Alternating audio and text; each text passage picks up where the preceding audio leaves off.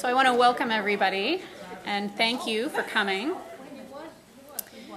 This is the third event in our spring series, Liberal Arts Learning in the Digital Age. Today's event focuses on digital media in the fine arts. The conversations we've been having across campus have been wonderful so far, and they're helping us better understand the changing library and technology needs based on the teaching, learning, and research evolution that's happening on campus. So as we go through today's program, you'll see some of that, and I hope all of you will participate in the ongoing conversation following the event, either through posts to the blog, conversations with us, or by participating in our Twitter conversation. There is a back channel for today's event, and the hashtag is WellesleyDM for digital media. We are streaming live today and also recording, so welcome to our virtual audience. So you might see the Twitter stream blooming as the event happens with folks from both on and off campus. So with that, I'm going to hand the event over to Pat Berman, who is going to get us kicked off for the day.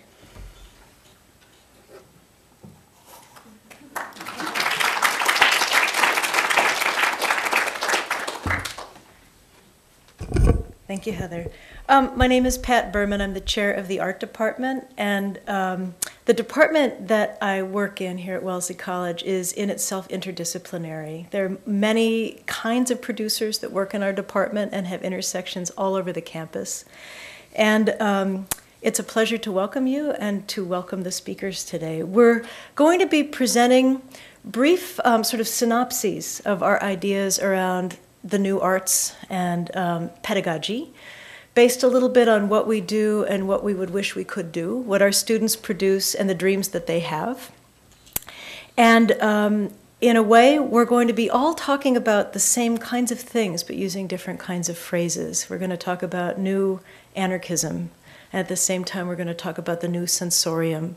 We're going to talk about how the laboratory and the studio and the library and the world are actually mapped one on top of another and are integrative now in a way that we haven't understood them before. And in doing that, we hope to sort of express the unique moment in which we live, in which areas that we used to think of as distinctive, or we have since mid-century, since last century, think of as distinctive, are in fact completely integral. And we need to both lead in that charge and mirror the things that we learn elsewhere. So to begin our discussion, I'm very, very pleased to welcome Jenny Johnson to the podium. And you can perhaps introduce yourself and introduce your project. Thank you. I'll remove my teacup. That was faster than I had anticipated. Thank you so much. My name is Jenny Johnson, and I teach in the music department. I teach composition and theory and a variety of interdisciplinary music studies courses. And so my talk today is going to be touching mostly on my pedagogical approach to teaching digital audio, but within that discussion, there will be quite a few kind of sub-discussions of how interdisciplinary work and thought informs my approach to digital media. And so I've kind of provisionally and the case for a critical sound studies curriculum, which is something that my department has been discussing quite a bit lately in terms of kind of exploding our curriculum to include Western art music, which is our main focus now, but broadening out to include all other types of critical engagements with sound. So last week during Wellesley's spring break, I spent some time visiting friends and professional colleagues who attend a top-tier music conservatory, very classic kind of education. I watched as several bright 20-something grad students took turns conducting one another, singing some shiveringly beautiful and difficult choral music, and engaging in heated, well-informed debates on matters of vocal production, diction, and text setting. I was frankly blown away by the high level of musicianship among these students, and I was fascinated to discover that many of them had not obtained Bachelor of Music degrees from conservatories like Juilliard or NEC, but instead BAs from small liberal arts colleges not unlike Wellesley. Yet, as most of them attested, their musical training had begun not in college, but in early childhood. Their decisions to attend liberal arts colleges instead of conservatories were motivated by desires to study subjects other than music. The fact that they all ended up in graduate music programs afterward had less to do with what musical training they had specifically garnered in college, even if it was considerable, and more to do with the musicians they had habitually been becoming throughout their entire lives. I believe the same is often true of the many accomplished young musicians that attend Wellesley College, even the relatively small number who decide to major in music here. As the majority of classes that I teach here are either music electives or music fundamentals, the majority of students I encounter are highly motivated and interested non-majors. I'm deeply committed to these students, as I too was a latecomer to music, having started only in my freshman year of college. And yet I find that it is still all too clear to me that most young people who begin musical training in college will find it incredibly difficult, if not impossible, to develop a sort of classical, traditional career based in Western classical music. It is my understanding that many of the students who do leave the college and become professional musicians in a traditional sense were often well on their way to being trained to do so before they ever arrived here. When I discuss this situation with colleagues from peer institutions, I find that most of us still believe in offering the same kind of rigorous, traditional, classical musical training that we would if we were teaching in a music conservatory. But because our students are also academically gifted and quite thoughtful, we also feel the need to work even harder to sharpen our students' critical thinking around issues, broader issues that are relevant to the music we're studying, be them cultural, historical, philosophical, or pedagogical.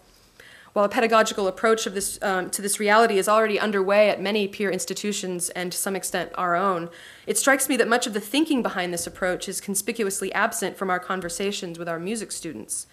I think it's time for music educators in institutions like ours to begin engaging our students in critical conversations about what studying music in the liberal arts environment as opposed to a conservatory can and will mean for them going forward, and how learning to think about music critically, in addition to doing music, or what Christopher Small calls musicking, can not only improve the probability that a career in music might be possible, but more importantly will potentially help shape the future of what a music career might mean or look like in the 21st century.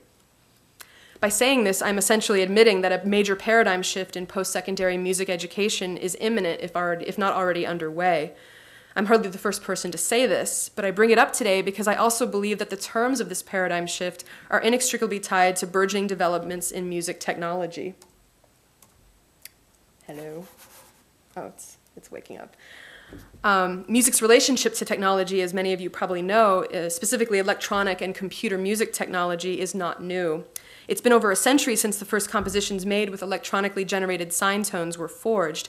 But the development of technological tools for the creation and dissemination of digital audio over the past 10 years in particular has been swift and far-reaching enough to impact the musical lives of just about everybody at this college, let alone the rest of the world.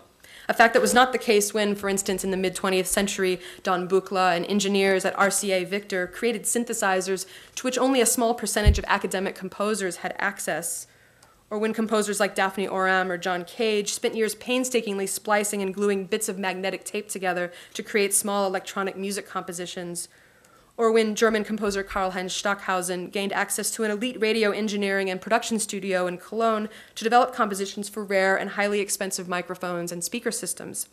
60-odd years later, our music technological landscape is far different.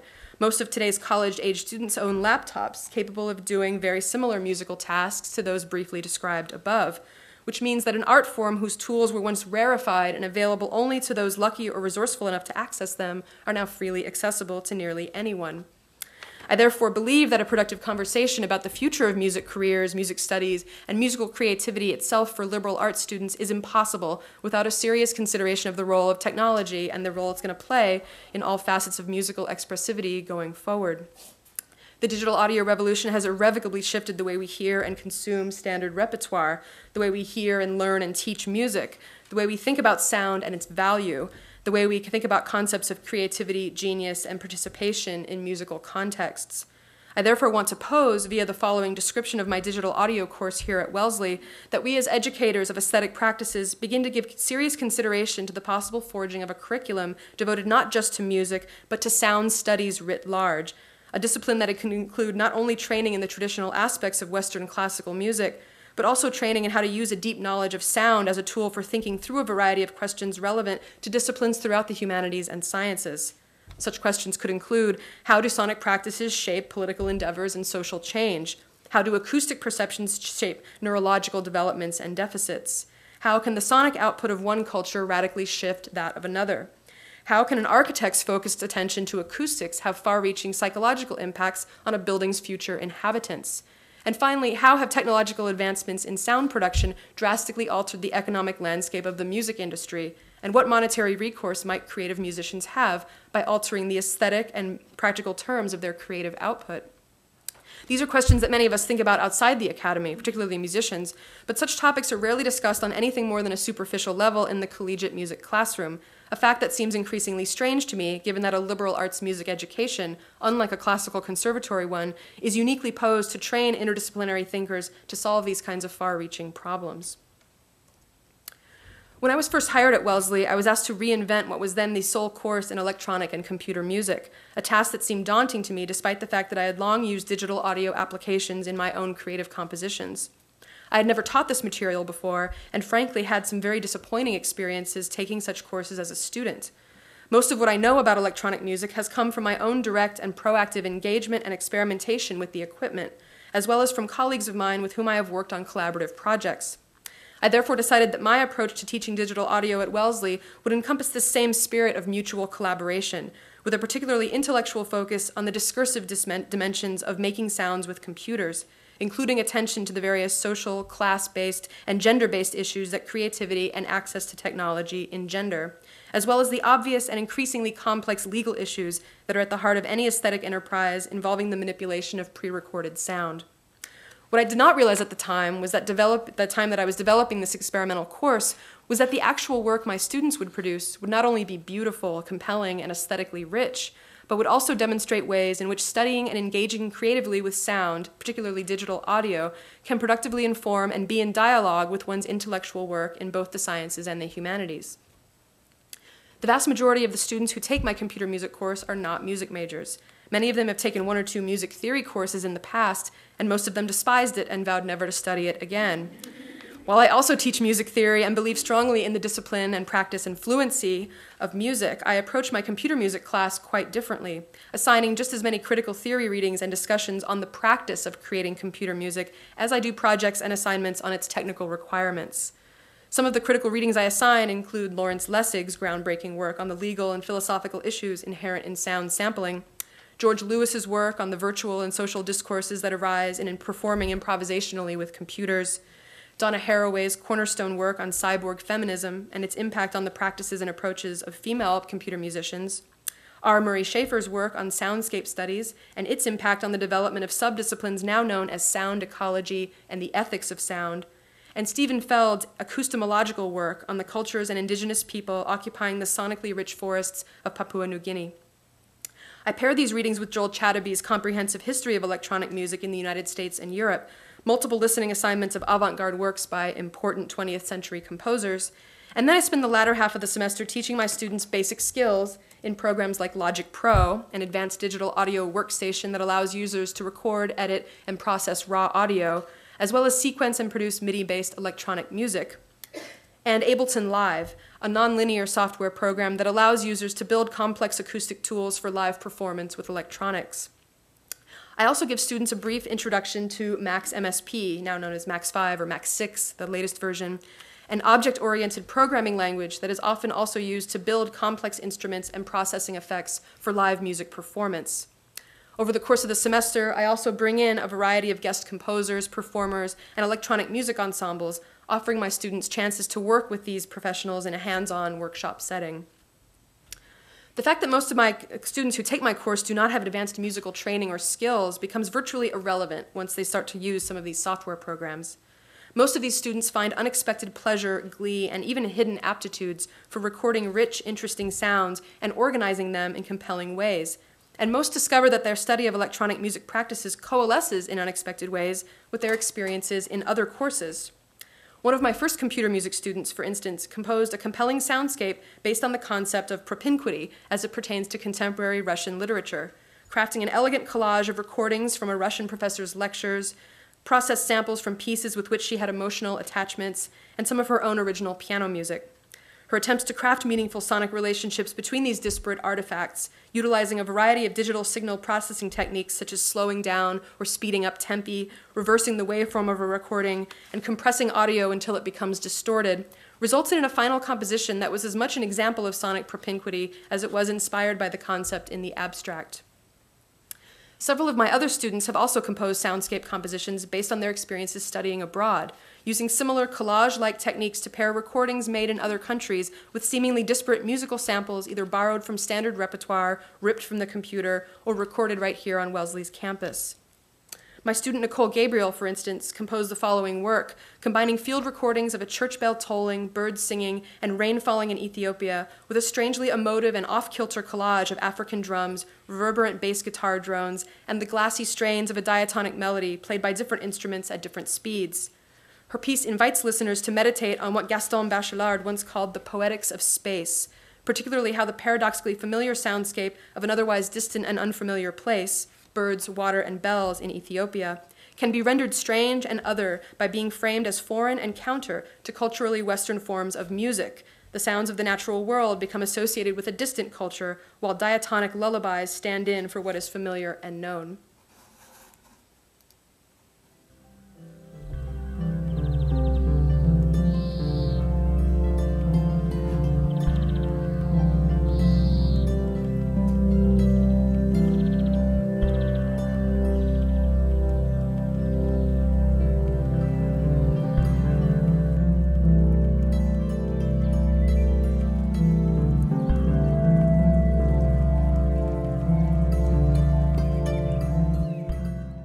Things can be said about my other student, Catherine Guo's composition, Sleepless in Tokyo, which combines recordings of trains and restaurants in Tokyo with contemplative synthesizer chords that drone sleepily against a down-tempo beat.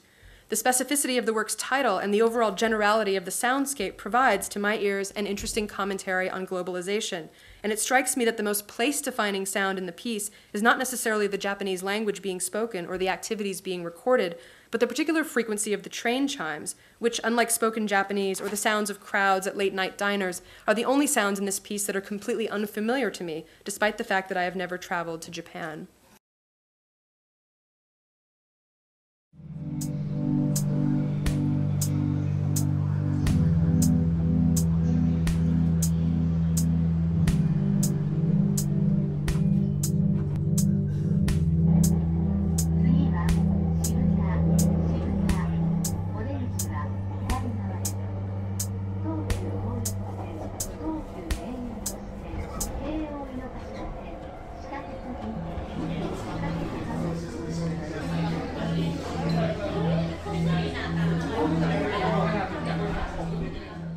Many of my digital audio students who do have past musical training seem to undergo a series of small epiphanies about their own musicianship when they encounter the possibilities of extending their individual voices or instrumental sounds with digital audio processing techniques. No longer dependent on other musicians to produce the sounds they imagine for them, these students are now able to create complex sounds with a relative economy of musical means. The use of digital delay lines in Ableton Live, for instance, allows students to feed relatively simple musical ideas into the computer and then play another series of musical ideas over them, a technique that quickly results in a richly polyphonic musical tapestry against one which can either freely improvise or even execute a pre-composed piece of chamber music. Two such examples from my class are Linnea Herzog's New Prague, a chamber work for live processed clarinet and MIDI instruments, and S.J. Gray's free improvisation work for voice and digital delay. I'll just play a little bit of each one.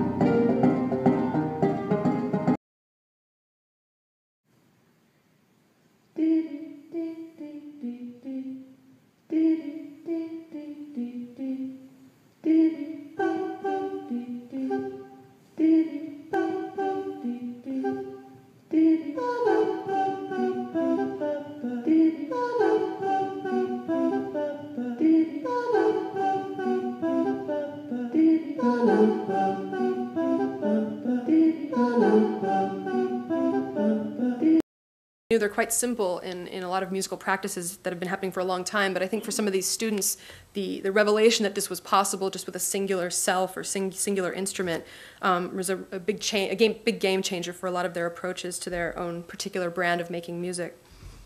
Another effective musical technique that many of my students use is to take non-musical sounds and process them to become musically useful and motivically rich, again freeing themselves from the strictures and limitations of acoustic instruments. One perfect example of this is Gray Thomas's Wobble Clippers, a dubstep-inspired work whose sonic materials come almost entirely from processing a raw recording of a pair of nail clippers being dropped onto a table. This is one of my students from Olin College. And so I take the sound of nail clippers falling. These sounds were all made by the nail clipper recording subsampled fast enough that it appears to be a note, and then low-pass filtered, and then that low-pass filter was modulated by a low-frequency oscillator. And this will be the bass.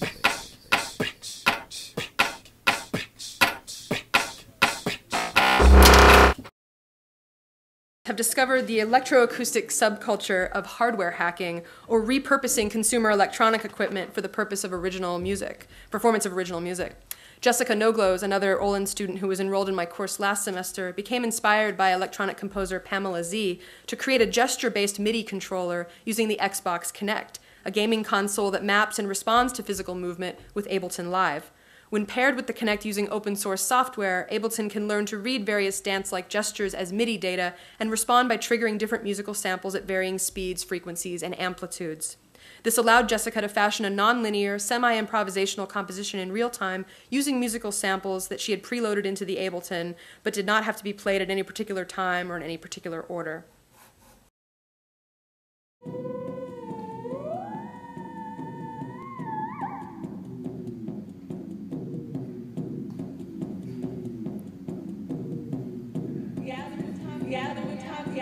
Out the door, but out the door, but out the door, but I never get to take me home. Yeah, there were times where both half in and half out, in and half out, in and half out. The stars of your skin to make me home. Oops, sorry. Jessica's rewarding and impressive project demonstrates the kind of resourceful, creative thinking that will, I believe, become necessary for many composers and musicians post-college. Finding ways to be expressive with music and sound, whether you're a composer, improviser, or even musical scholar, often involves modifying a pre-made instrument or software application to get it to do the thing you imagine it should be able to do, and to continually push the boundaries of what is acoustically possible with the tools we currently have at our disposal. So by this brief overview of my class, I've tried to call today for a renewed music curriculum in sound studies, which is a tall order, but one which seeks to broaden critical thinking skills as well as enrich and make further complex our current definitions of music and sound. While much more needs to be said on the topic, my desire for this curricular expansion is rooted strongly in my belief that many music students learn best when asked to engage with sound both discursively and creatively, and in ways that encourage them to forge unique and personalized paths toward musical fluency, regardless of skill level or inherent aptitude. Digital technology is but one powerful tool we can use to encourage this kind of engagement with sound among students at a variety of levels of musicianship. By providing pedagogical forums for the mutual discussion and production of sound that resemble the kind of communal learning atmosphere I tried to foster in Music 275, I believe we can literally expect the unexpected, that our students will discover connections between sound, culture, and perception that we ourselves cannot yet see, that our students will develop the necessary thinking skills and personal motivation to create musical genres that do not yet exist, and that our students who end up doing seemingly non-musical things will bring an enhanced perceptual acoustic complexity to questions and problems in other fields.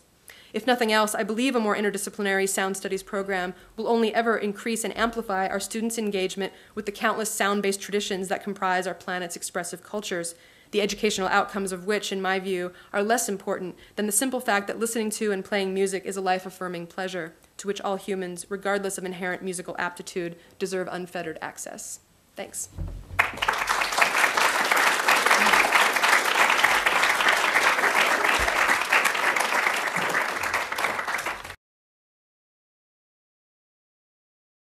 Thank you, Jenny. Jenny is a multi-artist, and her students are multi-artists, working within what seem to be the confines of one medium, but in fact expansive. And in fact, in a liberal arts college, all of our students are multi-artists. We recognize our students as people who move fluidly from one discipline into another over the course of a day or several weeks or several semesters of the 4 years that they're here. And when they walk into each of our classrooms, they bring with them the accumulated experience and ideas and critical ways of thinking in terms of mind that come from one discipline to another.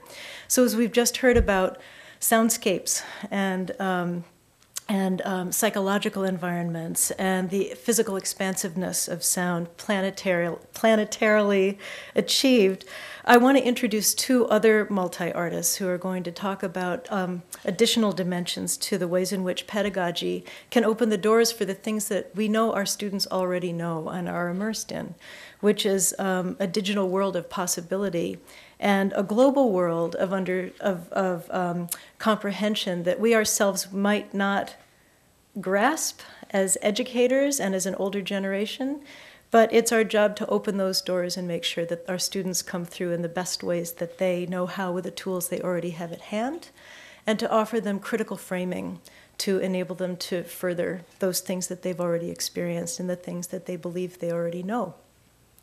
And with that, I would like to introduce two, as I said, multi-artists.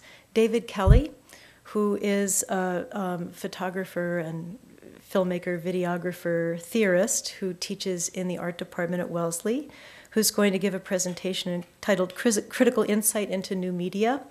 And at the same time, I'd like to introduce his colleague, Andy Fedak, who comes to us from the Department of Transmedia at Syracuse University, who's going to give a presentation entitled Technology, Art, Education, and Anarchism.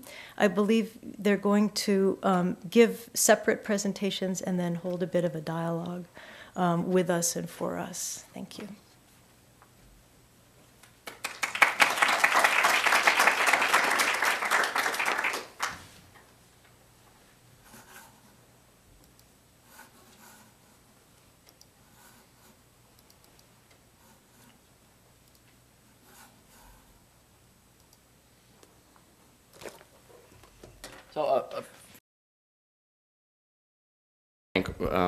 Ravi Shankar and Heather Woods and Jim McLean and others from Library and Technology Services for organizing this forum. Thanks a lot. I think it's a great topic to be talking about, especially right now. Here we are, just next to the this lovely picture I borrowed from the internet from an architectural photographer who took a lovely picture of the Jewett art building. So I'm David Kelley. I'm an assistant professor here at Wellesley College, and I teach a range of courses rooted in photography and lens-based work, but that extend out to include performance and video and sculpture and public art and critical studies and installation. A lot of interests, and like to work in media based on the subject of the project I'm working on, and that's the kind of education that I'm interested in giving the students that I work with. So I'm really happy to be a part of the art department here at Wellesley College, and because at its core it's an interdisciplinary department, right? It's a union of art history and art practice, and within that within that constellation there's also cinema and media studies, media arts and sciences, and architecture. So today I want to ask a few questions and look at a little history and think out loud about the future. So a couple of the questions I want to consider, and maybe we can just extend this into the discussion afterwards, which are what are we doing well now, and what have we been doing well in terms of the history? What could we be doing better? And what can an experimental arts education teach us about living in the age of the ubiquity of digital media?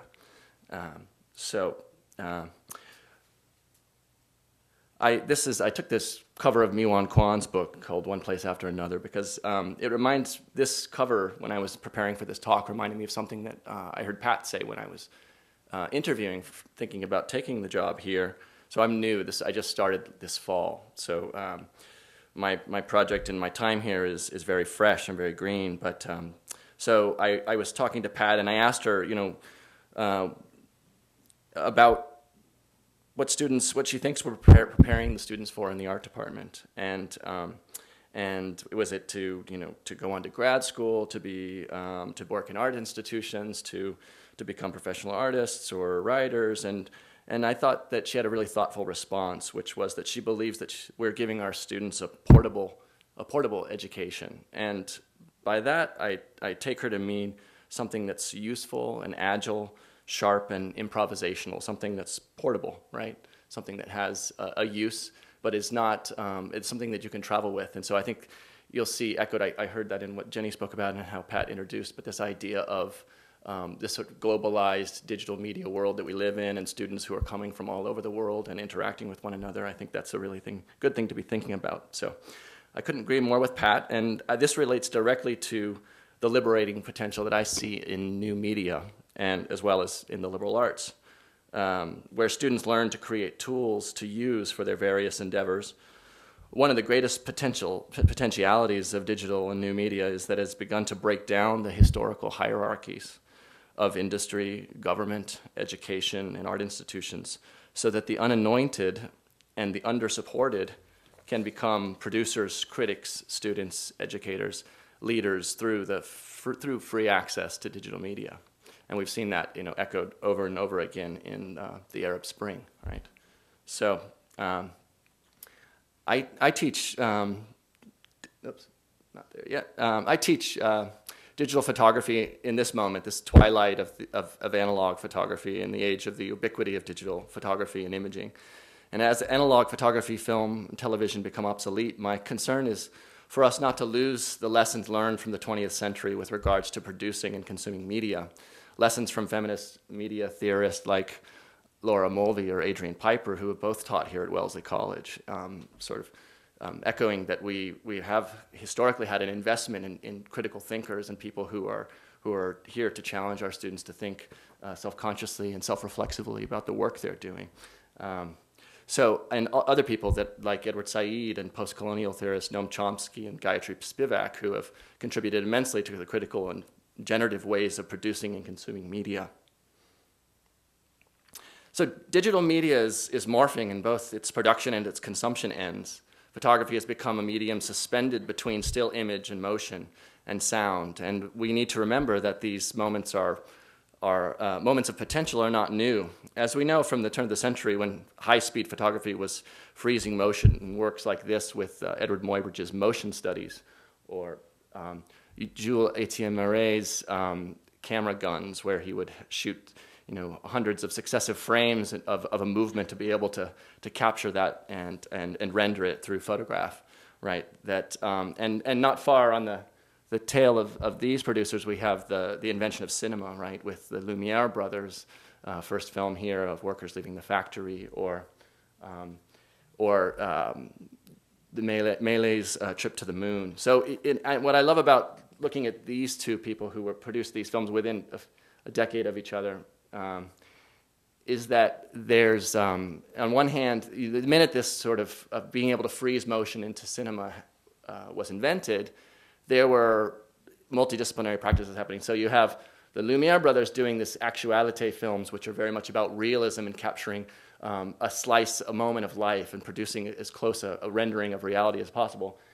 And then you have Melei's, which is making these, coming out of vaudeville and theater, producing these highly fantastical, sort of almost surrealistic fantasy films, right, with props and costumes and special effects, and taking advantage of how the medium works. So that's been really interesting for me. And just to plug a Wellesley event, this Monday, and I don't have the exact time, we'll be showing Rodchenko's Man in the Movie Camera with the Alloy Orchestra playing live accompaniment to the film. So that'd be a great moment to see how we're both sort of looking back in history and considering new media at the same time.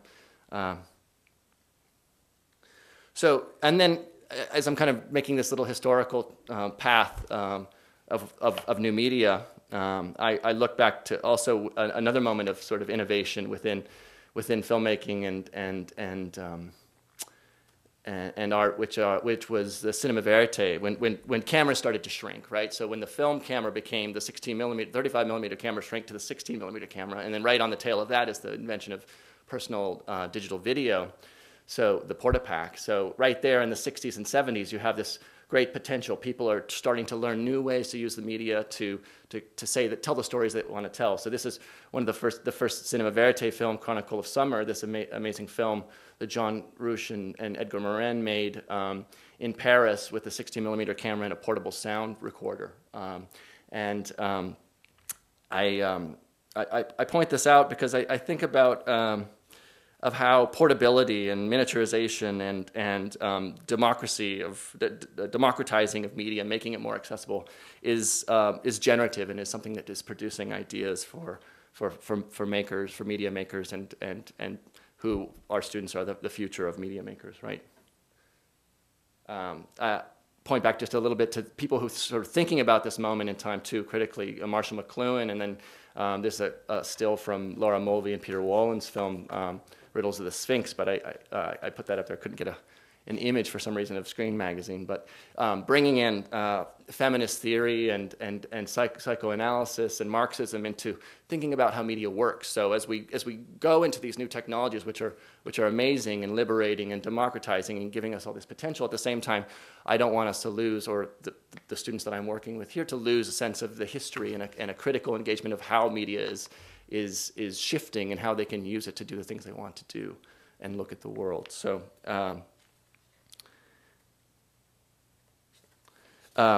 I also wanted to think about, thinking back also the Wellesley legacy. We have a graduate from Wellesley, Rosalind Krauss, who's a really groundbreaking art historian and critic who was one of the founders of October magazine, and somebody who was thinking and theorizing video as it was invented. So when people in her essay, Video and the Aesthetics of Narcissism, she describes how video technology creates these sort of, when the Portapak first came out, it was a camera, and then there was a big camera in the studio. You couldn't care before the Portapak. I'm sorry. When artists were using video, they had to go to an institution like a college, for example.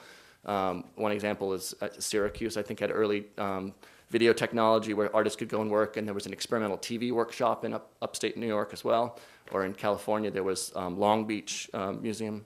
And so you had a big camera, and then you had a screen, and so that what a lot of artists were doing were engaging with their own image in the screen and thinking about it in the sort of idiom of television, what it means to use this medium. And so she wrote this essay, and I believe it was 1974, and she's really sort of theorizing how can we think about this medium. And so what she talks about is how video has created this infinite feedback loop, or what she calls a collapsed present, so that it makes the medium of video become something that produces a psychological experience that relates to psychoanalysis or psychology, and also to the ego, and how this channels the imaginaries of the self.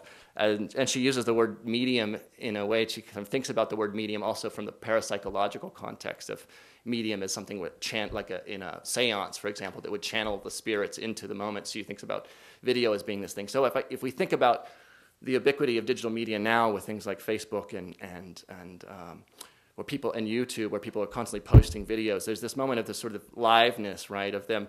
What they say immediately is heard by certain audiences. It could go viral or nobody could watch it at all, but there is the possibility, right, that somebody could have access to this, that the individual that doesn't have access to resources could broadcast, and it could have a simultaneity as part of its characteristic.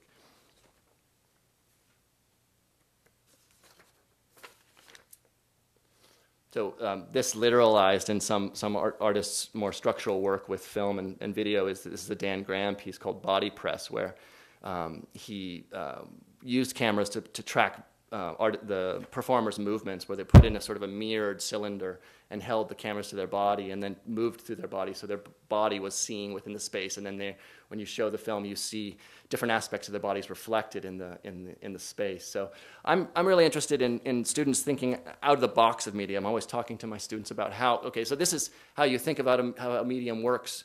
Transparently, yeah, video camera, you turn it on, it shows what's in front of it, but how does the technology work? How can you use that structurally to think about what you're doing? How can you use that to sort of analyze how other people are using this medium? So I feel like that's a really important part of how I want to shape my pedagogy here and into the future. So in my own artwork, I see how this immediacy and temporality of digital media can be crucial.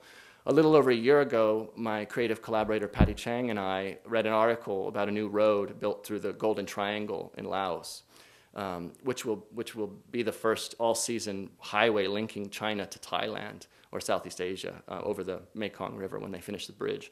So the article detailed the building of a casino in the Lao border town by Chinese entrepreneurs.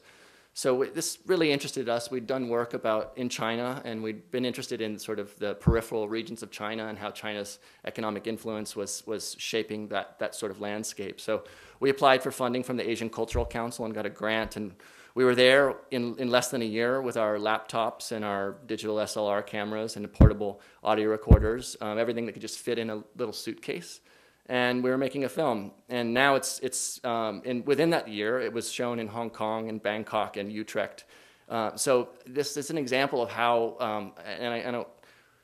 how I think that digital media is working. It's allowing for people to respond, and this goes back to Radchenko in some ways, of this sort of kino pravda, this idea of sort of making films about the moment, right? Almost like reporting on what's happening, but doing it so artists can, of course, journalists can be doing that, but artists can be doing that as well now with digital media. They can be recording and reporting on the actual moment that they're thinking about, which I think is really exciting.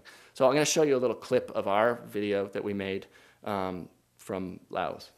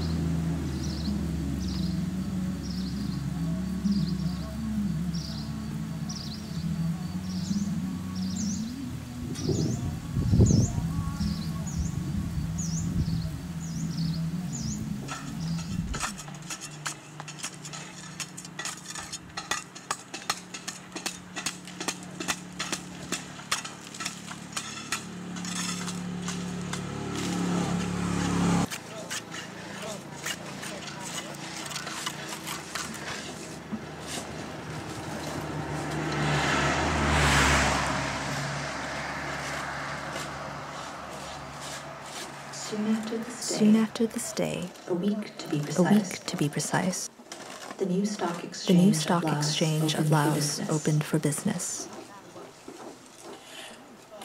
The date, an auspicious 1/11/2011.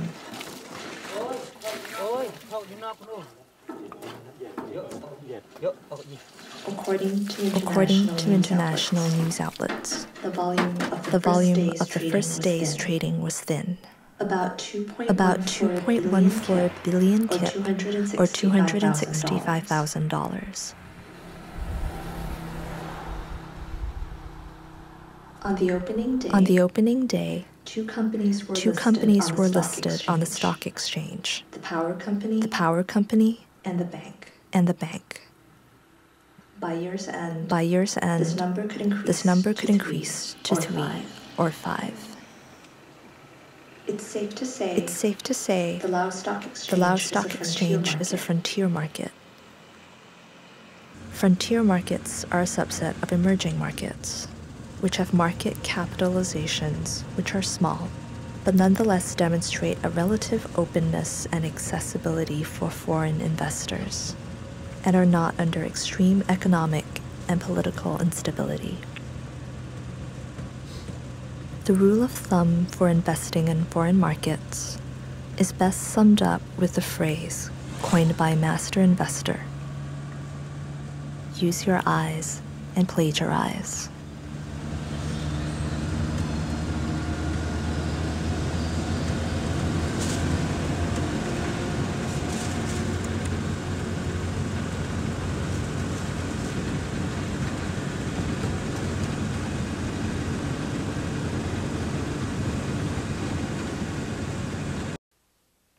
So here's, we're looking for some props, and a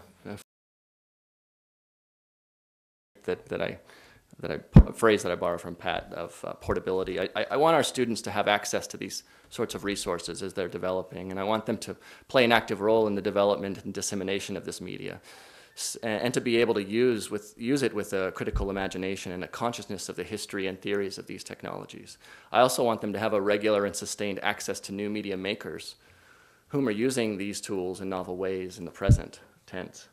So on that note, I want to mention, so there was a call for collaborations within the 3 college exchange. Wellesley's collaborating with, or building on collaborations with Olin College and Babson College, and I applied for a grant to bring an international artist lecture series to the 3 colleges, and then talked with the Davis Museum about doing some exhibitions of some of these artists' work. So I show this, I've titled the series and exhibition Provisional Aesthetics, and I like this term provisional, which relates to portable. I think it's a rough, present, pragmatic, evocative of drawing, an idea in a perpetual state of becoming, but already deployed and useful.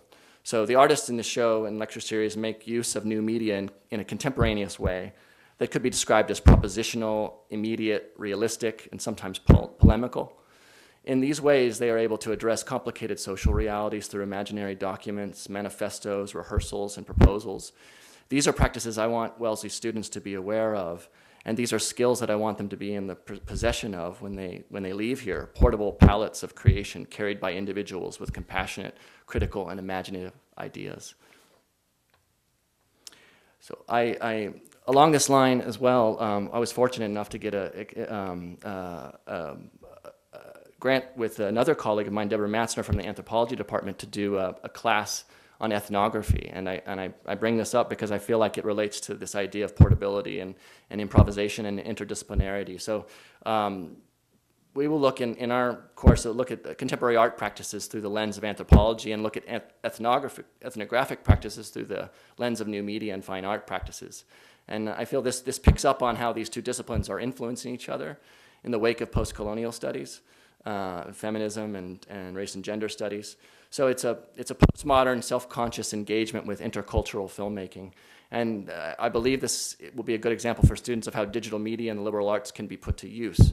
Anthropology hasn't had here at Wellesley a dedicated production facility, so we could bring the art department together to collaborate with the anthropology department so that we do have access to studio and cameras and sound equipment and editing computers and staff and instructors to help the students to work with that, to produce their own media, right? So when I look into the future of the liberal arts education that is fully integrated with digital media and production and literacy, I think collaborations like ours will be more commonplace, and there will be functionally staffed, outfitted studios available to the whole college, as well as a steady stream of inspiring media makers coming through and that can share their skills and experiences.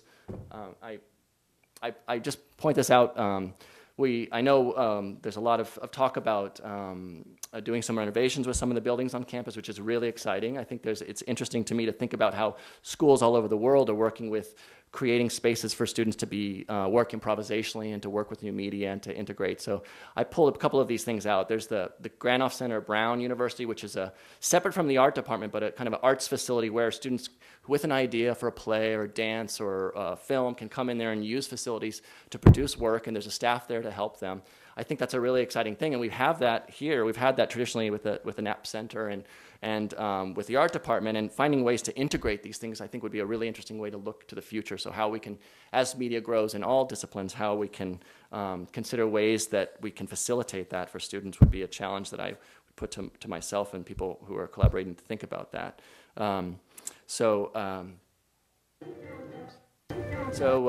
This series of conferences organized by LTS and experimental teaching initiatives funded by the Mellon Foundation, as well as the vibrant Davis Art Museum, which is here at the heart of the college, that has an active initiative to support and exhibit and collect new media art. Just going to skip to collect new media art. Are examples of how the college is taking the initiative and the lead to embrace these transmedia tectonic shifts in liberal arts educations. So I think our challenge is to continue to demonstrate to our students, alumni, and donors, and community that we are committed to leading in the arts with a wholehearted commitment to digital media production and with a self-reflexive practice grounded in social justice and imagination. And with that, I'll just leave you with the final clip of the video that Patty and I produced in Laos. Thank you very much.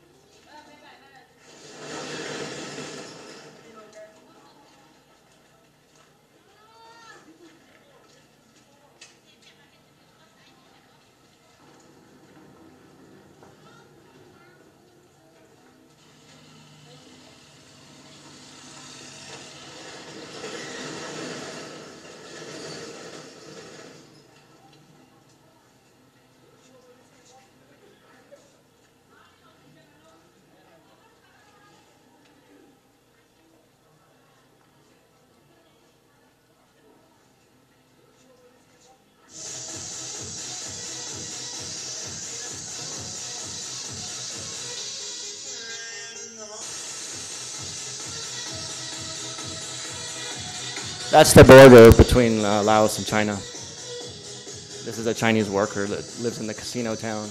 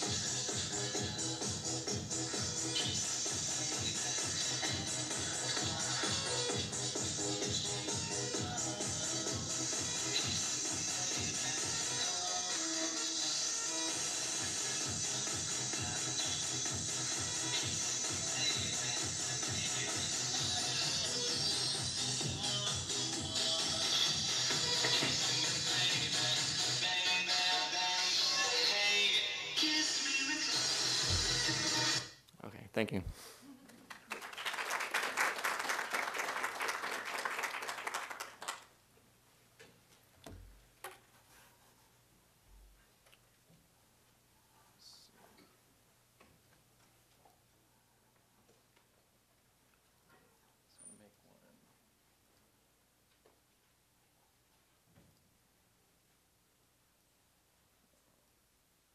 I figured if David showed all of one of his pieces, I could show all of mine. So. Okay, so my name's Andy Fedak, and I teach at Syracuse University in the Department of Transmedia. And what I teach is animation and visual effects, and that can mean different things to different people, so I thought I'd start with kind of explaining what it means to me. So animation stems from a long lineage of 2D animation with Disney. Usually is completely in computer graphics, so it's usually inside the computer. There's a lot of characterization of animated elements within it, and you also have an integration with acting, performance, screenwriting, cinematography. But underneath that, there's a lot of technology going on. Ed Catmull, the president of Pixar, is also one of the most seminal scientists working in computer graphics. So even at the pinnacle of animation, you have science and technology integrated in there. There's this complete superstructure that's going on, and most of the positions that students get are in the technology side of things. There's animation as a huge part of it, but animators are a small subset of the overall creative endeavor that is a animated film. So there's this balance between art and tech that's really important, even at this really high level. Whoops. Okay, so the other side is visual effects. So visual effects is when you integrate what's known as live action. And so live action is like real reality, and you start to blend the two together. So now we're starting, like, I guess it would be good to start talking about the liberal arts and integrating other mediums into the form. And you see a lot of times like matte painting, photography, performance, all that coming into the image.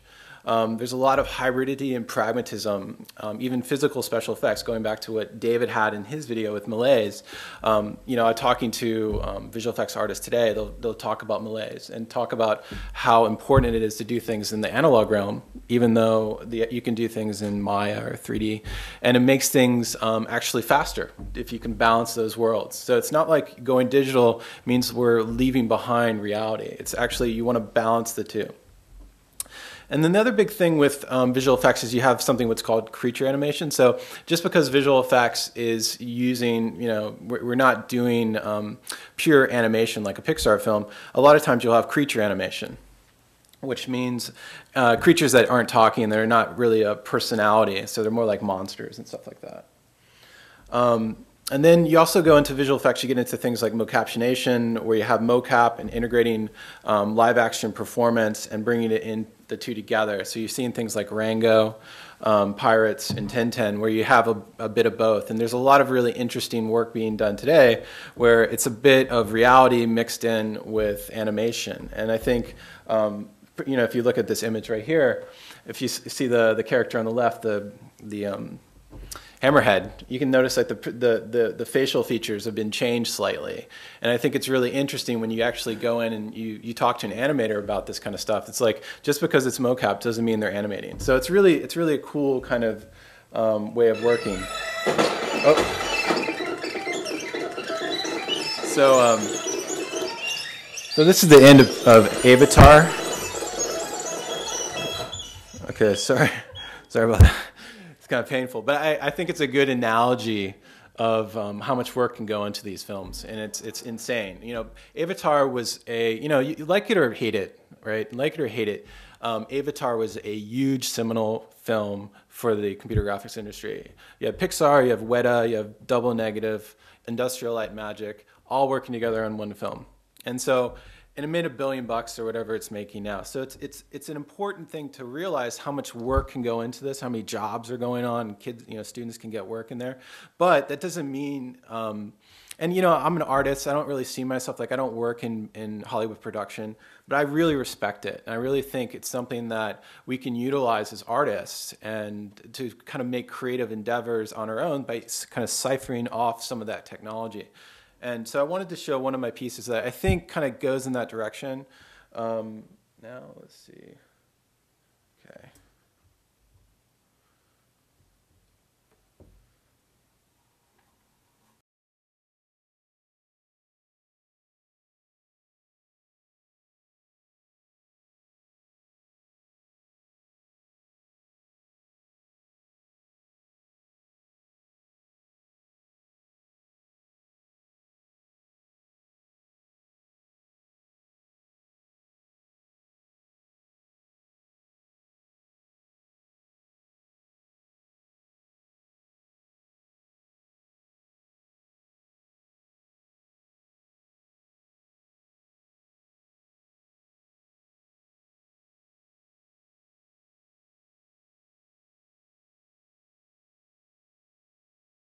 In any case, the loose term anarchists is used to cover a multitude of people of very varying opinions. Nevertheless, they differed fundamentally from the communists in so much that, like the POOM, they aimed at workers' control and not a parliamentary democracy. They accepted the POOM slogan, "The war and the revolution are inseparable," though they were less dogmatic about it. Roughly speaking, the CNTFAI stood for 1. Direct control over industry by the workers engaged in each industry, e.g. transport, the textile factories, etc. 2. Government by local committees and resistance to all forms of centralized authoritarianism.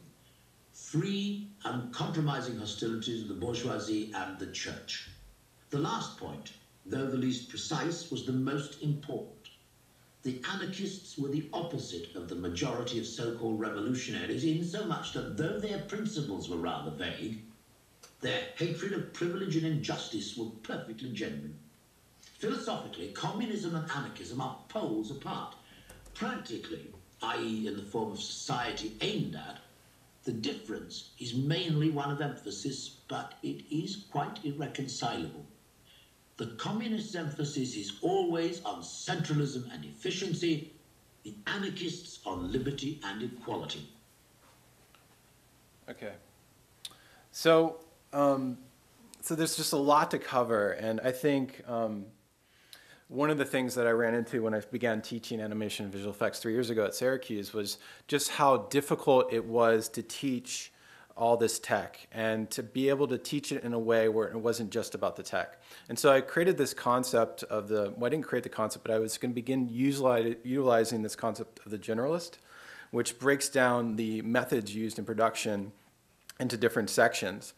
And the first section that I thought was really important was the idea of creating a framework to generate good ideas. So, and so where that began, and this is all, and also when you're seeing this too, I'll talk about this a little bit later, but I use a wiki methodology to kind of keep everything together and then also use videos. And I'll get into that a little bit later. But this is kind of the beginning of it. So basically, when one of the most important things, and this kind of starts in connecting to the liberal arts, I think, is kind of building up this, this space where ideas can come about.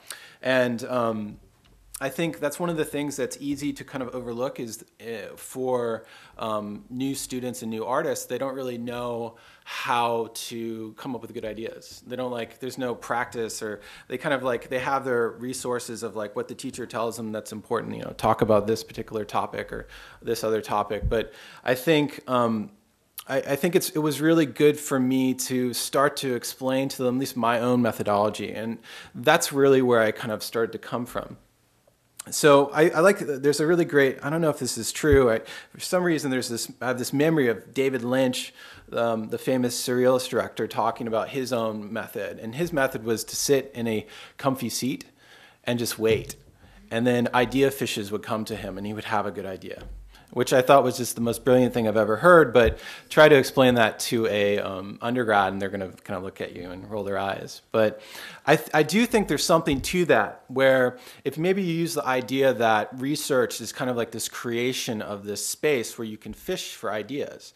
And so maybe there would be conceptual research where you would look at things like anthropology, or like David was talking about, or research in the sciences, or anywhere, basically, where you couldn't really lock it down. And this concept of the liberal arts, I think, is really important here, because, the idea of liberal, not locking down to be free, I think is really kind of where these things fit in. And you can't really have an animation without having good ideas, right? So the other kind of research, technical research, and then life research, the idea that, what you do in your life and the things that happen to you are also very valid. And I think some of the best ideas actually come from that world, or kind of a homogenization of all of them together. So eventually you would come up with an idea, you'd find your fish. And so, this is kind of like the classic example of some ideas, so conceptual art, or DreamWorks is film. But they're really, the idea for me when I explain that to the students, this core of what you're trying to get to, and a place you can come back to if you're lost. So it's kind of like a simplistic kind of concept, but I think it's really important that the student really understands that ideas are really the core of what we're trying to get at. And then from that, we kind of move into sketches and the ability to kind of come up with different concepts that you can develop to kind of solidify what your idea is in a visual realm. And so I use the idea of Close Encounters, I think, is where you don't really get locked into a specific methodology for the sketch, where it could be a drawing, or a really nice drawing by one of my students in the upper right, Andrew. But also kind of the sketch could be other things too. It could be from Close Encounters, like mashed potatoes, where, the idea needs to come out. It could be through photography or painting, or it doesn't really matter. Whatever methodology you think is important, that's the best way for you to kind of get out this idea in a visual way. So then we switch into text. So this kind of augments it into a different realm, where it's instead of, and I think it's a good, interesting way to look at this slide, is that we've moved from the image into a text slide. There's no pictures here. And so it actually causes the student or the artist to translate their idea from the visual realm into a text realm, which also causes another kind of loop in creativity. And I think this kind of honing that happens in this process is really interesting. And you can also hear, this is usually in the industry, you would have feedback where you'd give notes to whoever you're working with, or you would get notes from me if the student was working with me. And it's this significant moment where you actually have to kind of prove your idea and kind of get that across, right? So So, but also this might also be a moment when you would have to maybe restart on your idea because you weren't able to really kind of conceptualize it and get it across to somebody. So then you go into design, which is we're all pretty clear about. This is some imagery from Pixar.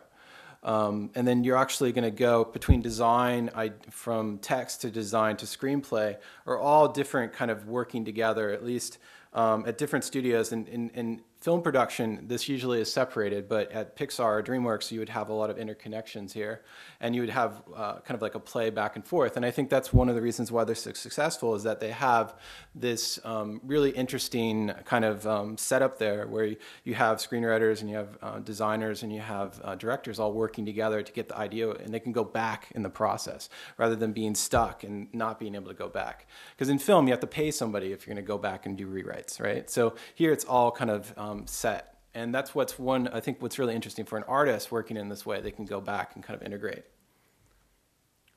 And then we have storyboard and animatic.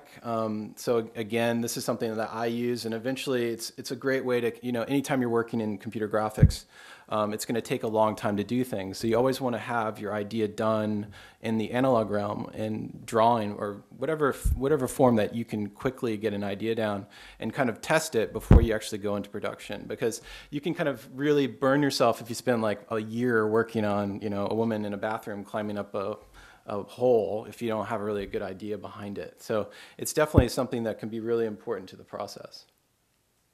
And the final part is reference. And this is kind of one of the things that I teach my students that's really important, is that you need to be able to build up a good starting point before you go into production of references in order to have a good kind of flow going in, or you kind of start kind of stuck, you could say. Here I'm dealing with site references, but also the frame before here I'm using photography to grab imagery and light information from the space. So you can actually, just like you would grab sound from a space, you would also grab light information too, and then use that to light your object. So there's really a lot of interesting possibilities there, because once you have the light information, you can utilize that to make any object sit into the specific space and match and fit. So it's really kind of an interesting technology that's garnered right from USC, I think, Debevik, and then it was used in Industrial Light and Magic, and now it's used everywhere, this kind of method of high dynamic range imagery. So, and then this is a scene where it's just kind of comping in. Okay, so you can see some of my sound design is a little bit intense. But basically, so all this process, I think, is important. So it's kind of like, I'm talking about stuff that's not visual effects and not animation, but it's incredibly important to the process. And I think this is really the kind of the hinge point of how liberal arts can fit into this process, is because all these things, they really don't have to have a computer integrated into it. They can be used through, from research to figuring out ideas, to drawing, to painting, to photography. There's all these wonderful connections there that really make the process much clearer and also very useful for the student or the artist to kind of come up with a new idea. So these are some just basic fundamental connections to the studio arts. And then this is kind of like how it kind of connects back to the liberal arts. So this is taken from Wikipedia. And so, but basically, research allows for the fertilization of the soil of thought, idea fishes. And the mind needs books like the sword needs a stone. You can define a set standard of where ideas come from. You cannot define a set standard where ideas come from. It must be liberal. So you can't really say what a good idea is, and you can never lock that down, because it's a constantly changing field. And I think that's what's so important to the liberal arts and computer graphics right now.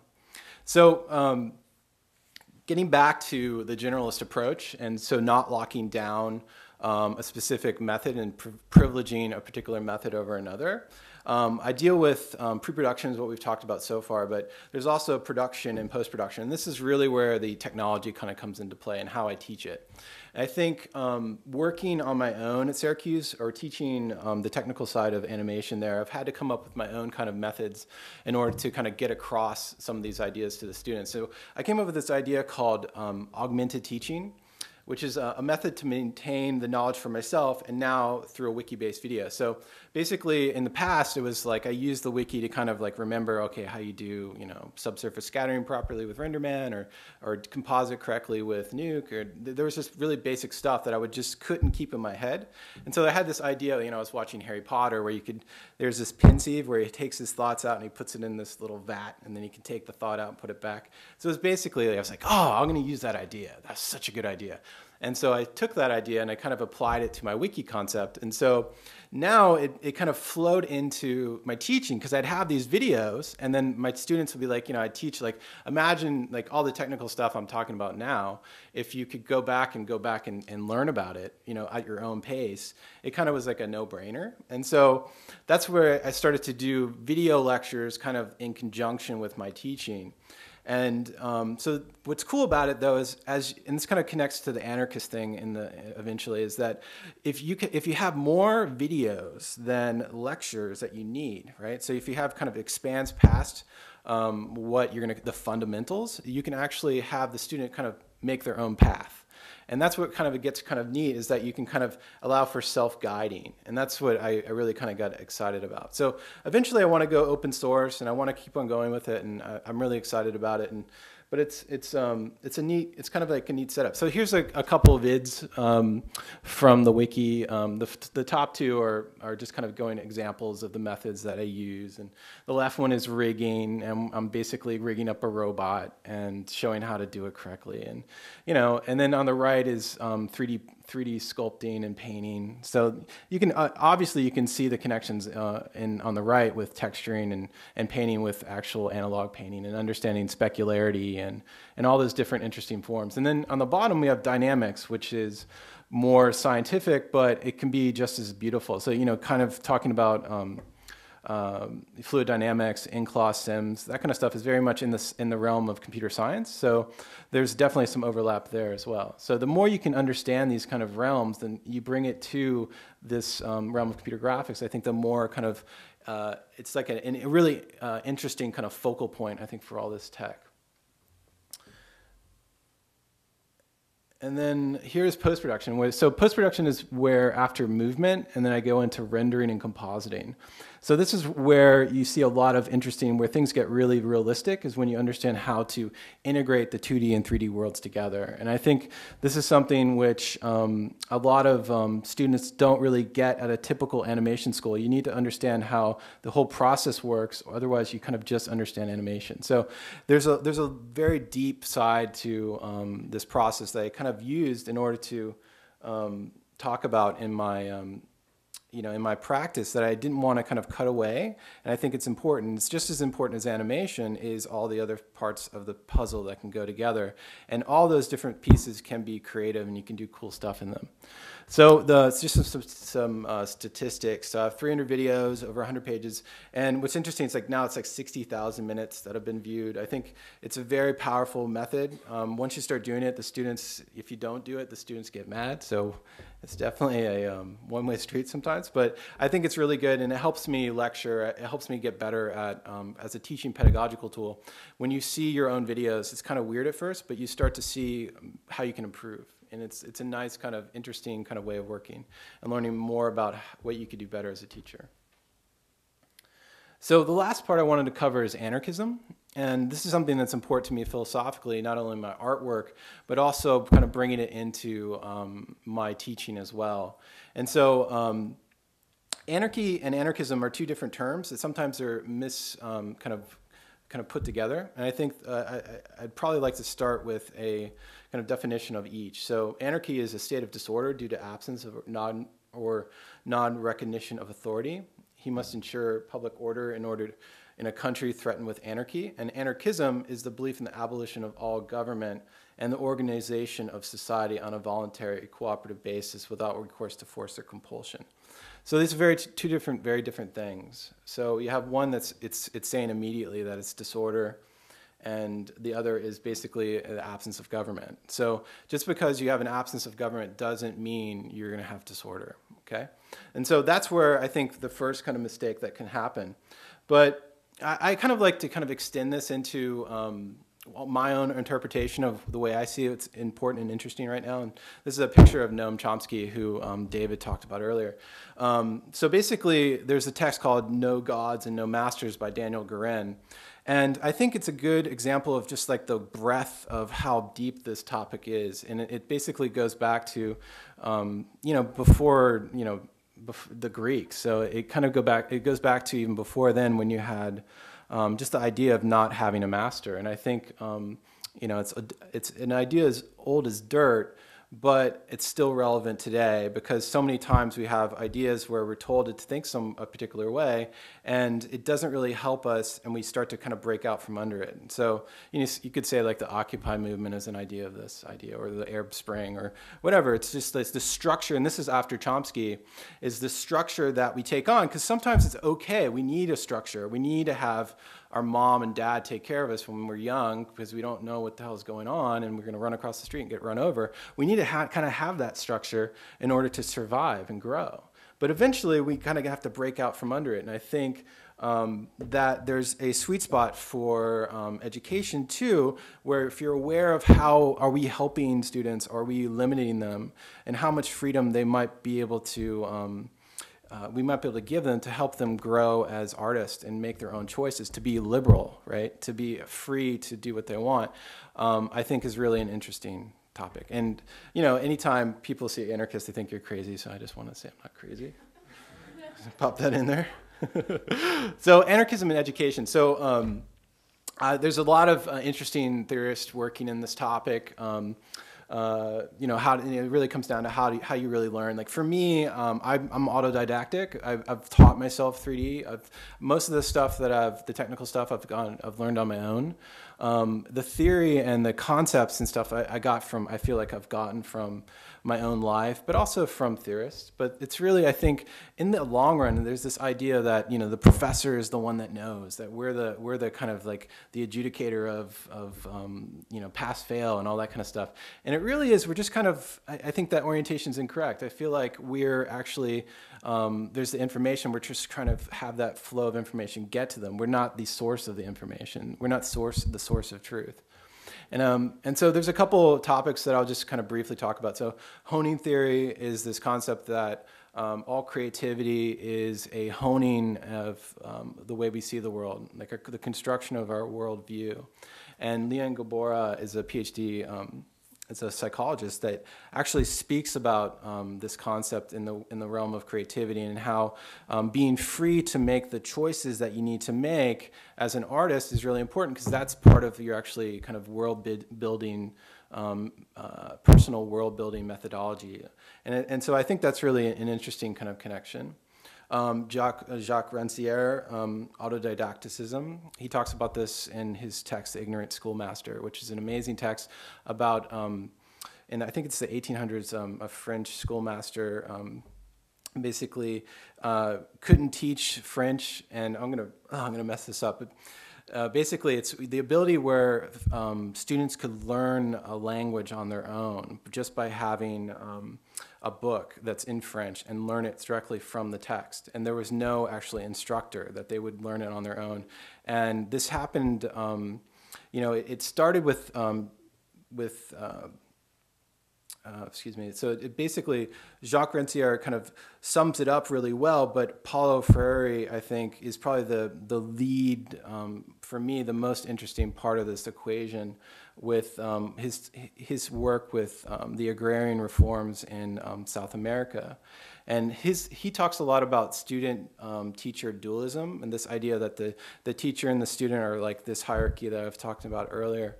And then also his culture of silence, where it's when you're the student, you really have this kind of look that you don't have any power in this equation. And then how when you don't have that connection, you don't have that power, you don't have the ability to really say what's important to you. And I think that can really lock down what's the creativity and the interest that the student can have in the class. And from a motivational standpoint, it could be really kind of detrimental. And finally, John Dewey, he was really important to some of the stuff I've been thinking about, with his idea of school as a special environment, where this whole culture that you're dealing with, where you have multiple students working together and professors. And if you have a culture that's toxic, that's not really pushing the envelope, like I'm sure you've been at different institutions where you see kids that are really motivated, and you've been to another school where it's just kind of like closed down. I think that's really this culture that you have to really develop, and I think it's important too, and he talks about it there. So I'm going to sum up just kind of, this is a text I've written. So really there's three major components to what I've been thinking about lately. So it's technical, motivation, and creativity. And so the first is technical. The student's orientation to knowledge is incorrect. Instead of seeing the instructor as the intellectual superior and they themselves as inferior, the instructor should be seen as the gardener, a cultivator of a clear path to knowledge. The path is the wiki, where the professor does most of the actual teaching or gardening. Okay, so basically the idea is like right here is you have the form where the teacher's in the way, right? And then so if the teacher gets out of the way, once the hierarchy is eliminated, instruction then can become asymmetric.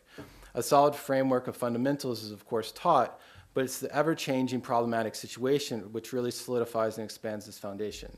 By finding the answer to their own specific production problems, the student develops more than just memorized technique, but the skill to garner and extend knowledge, right? So if you're just teaching basic stuff and they're regurgitating it back at you, then nobody's learning anything. But if they're able to kind of go on their own path and really kind of get connected to the idea, then learning really happens. Okay. When faced with not knowing and without direct help, the mind begins to neurologically engage. First, it's a painful process which the student responds to with aversion, but after success, a broad smile appears in the phrase, "I learned more in this class," one hears time and again. So this is something that I think it's easy to kind of, when somebody learns something, there's like a certain pain threshold that they go through, and I think if you kind of give them the answer too quickly, they're not able to kind of engage and really learn. And that's why having them kind of go in their own direction and to be a little bit on their own, but still having the wiki as kind of this framework or ground they're working on, I think is a really interesting kind of component to this process. And then motivation. The student must see the professor as a peer.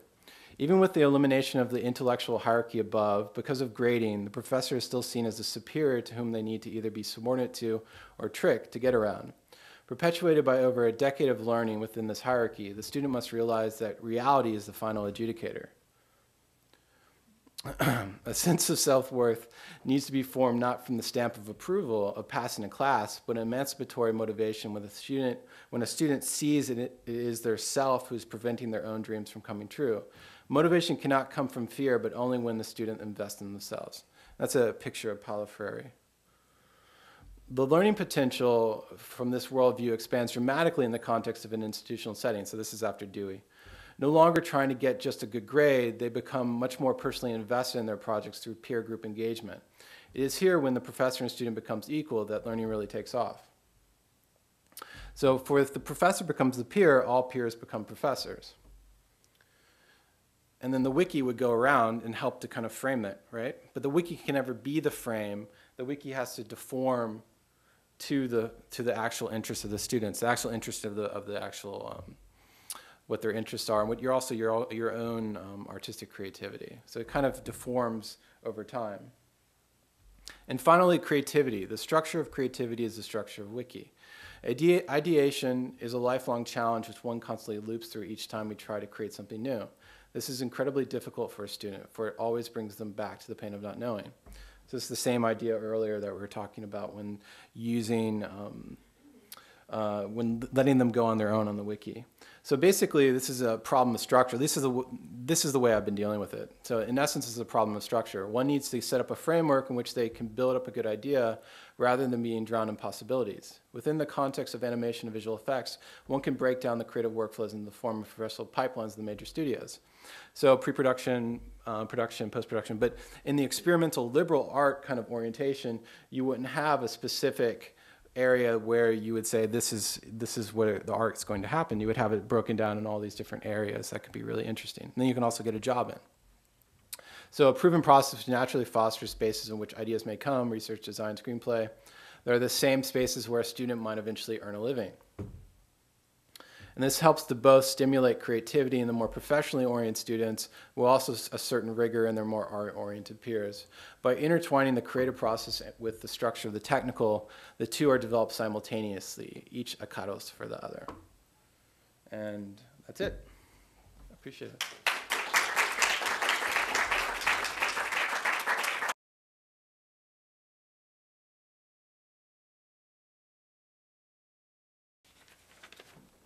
Thanks to everyone. My name is Martin Brody.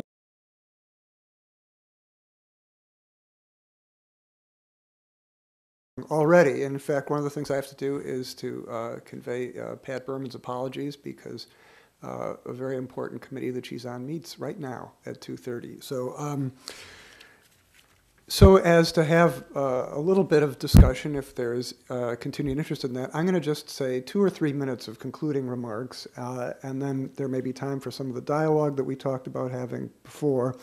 As a way of wrapping things up, there were some examples that I was going to introduce into this too, but in the interest of time, I think I'm just going to say a couple of concluding things.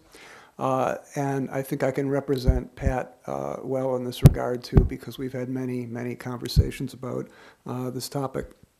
I also want to make a little shout out to LTS for supporting this activity, which has been incredibly stimulating to us and which we find to be extremely important. And also thanks to everyone who has contributed to the lab now in the music side of Jewett, which is just about to open very, very briefly for music and digital media, and it's a quite beautiful facility. I hope everyone will go and take a look at it, and hope everyone will be using it, because it's really going to be a wonderful resource for us. One of the things I was going to do, but I'm not going to do, is play an example from the composer Karl-Heinz Stockhausen, who's exactly of the piece, the photograph that Jenny showed was an example of a piece of his called Contacta, written in 1960. A piece that used impulse generators, filters, and amplifiers, the testing devices of radio studios, to produce what was in some senses a very, very old-fashioned masterpiece. And in some ways, I want to just mention that now, because it represents a world which was in some sense the newest of the new technology, but in another respect was on the other side of a divide from what virtually all of the comments today have been about, which is about a new world of opportunities for pedagogy, for learning, and for a kind of participatory relationship to the arts in the world. For me, one of the touchstone people who represented this idea early on in 1977 was Jacques Attali, who wrote a book called Noise. It was specifically a kind of stage theory about the history of music. And in that, there's one sentence that I wanted to quote from you. Music is no longer made to be represented or stockpiled, but for participation in collective play, in an ongoing quest for new immediate communication, without ritual and always unstable. It seems to me that this in some ways condenses the sorts of things that our three primary speakers today have been talking about. And although the stage theory of Attali is a little bit strong, he really is kind of talking about history in a very linear way, and we actually live with many different forms of artistic production. I think that this new world of ongoing quest for immediate communication without ritual is a very, very different world and a very different set of challenges for us in the Liberal Arts College. A couple of manifestations of this that, again, have been spoken about quite a lot. The idea that technology relates to production without traditional forms of representation and without traditional forms of pedagogical constraint. Jenny touched on this, but in music, this refers very strongly, of course, to the fact that you can do so much without musical notation, without learning musical notation. And the divide that she talked about between the kind of technical classes that we teach in traditional music theory and then the production classes, and what that does to us as pedagogues. That takes us very much into the world that Andy was talking about, where it's a collaboration between peers rather than where everyone is a professor. And the tradition of John Dewey, of course, is very strong in that regard. This is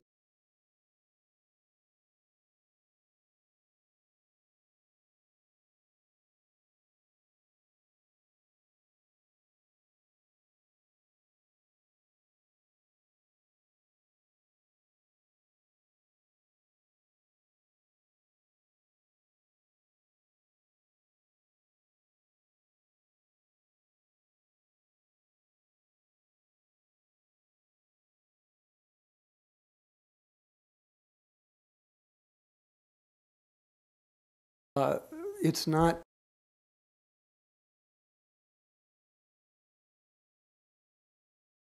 change the whole nature of the pedagogical engagement and make it a far more democratic form of engagement. That intellectual superiority is something that we on the pedagogical side, on the didactic side, have to give up. The specific pedagogical challenges in music, it seems to me, are that we have to respond directly to the composition of sound before we have too much of an excessive technical overlay. That we have a kind of ubiquity of new forms of nonverbal creative artistic expression, and they still call out for analysis, even though we don't have the terms for this analysis, so that we have to invent new terms of analysis at the same time that the new work is being created, on the fly, as it were. And in a way, I think this is what David was talking about when he was talking about his own piece and about the immediacy of both the commentary and the production and the representation, and what an extraordinary world this puts us into, and inherently global. Finally, I want to return to Pat's term, the new sensorium, a phrase that felicitously came up when we were having our planning meetings for this event, and how that relates to an idea of the new liberal arts. And I'm going to be slightly polemical here and just make 3 points, and then we can open up the floor for discussion. First of all, I want to say most polemically that the study of creative and analytical, the creative and analytical study of new media, or new sensorium, the new senses, the new sensory study, might be as fundamental to our curriculum as writing is and as quantitative reasoning is.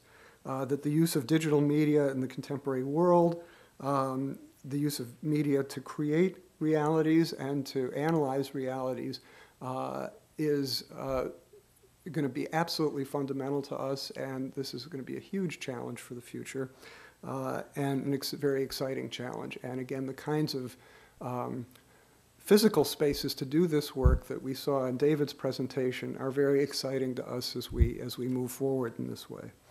Another point that has come up, which I think is fundamental to the liberal arts, the distinction between creative and analytical thinking has become a kind of a wobbly, fuzzy, uncertain distinction. In this, ethnographic studies are easily interchangeable or interrelated with traditional ideas about creativity and ideas about translation from one kind of thinking to another become fundamental, to echo points, again, that both David and Andy made. And finally, what happens when we have these new sensory studies? We're really not talking just about new media studies, but new sensory studies that engage the verbal as fundamentally as before, but not as exclusively as before. And I think that one thing that we are all grappling with and that we're very eager to take on as a task is the relationship of traditional studio forms of expression, whether they be in musical performance or in the visual arts, and new media. Not just that we are interested in the liberal arts in having both of these things represented, but in the ways in which they impact on each other to create forms of expression that we are completely unfamiliar with as of yet, and that will also be expressed, I think, across the entire curriculum, not just in the music and art department. So with these rather grand and somewhat polemical thoughts, I think, Heather, should we have the floor open for further discussion? How should we do things? I just want to, since we have gone so long, I do want to just allow folks to join us in Collins where we have snacks. And I think what we should do is probably continue an informal conversation with the speakers there and all of us, anyone who has questions, to join us out there, have some dessert and something to drink. And folks who are joining us online will be able to continue the conversation on the blog. So I want to thank all of the speakers for being here today. It was a fantastic afternoon. Thanks very much.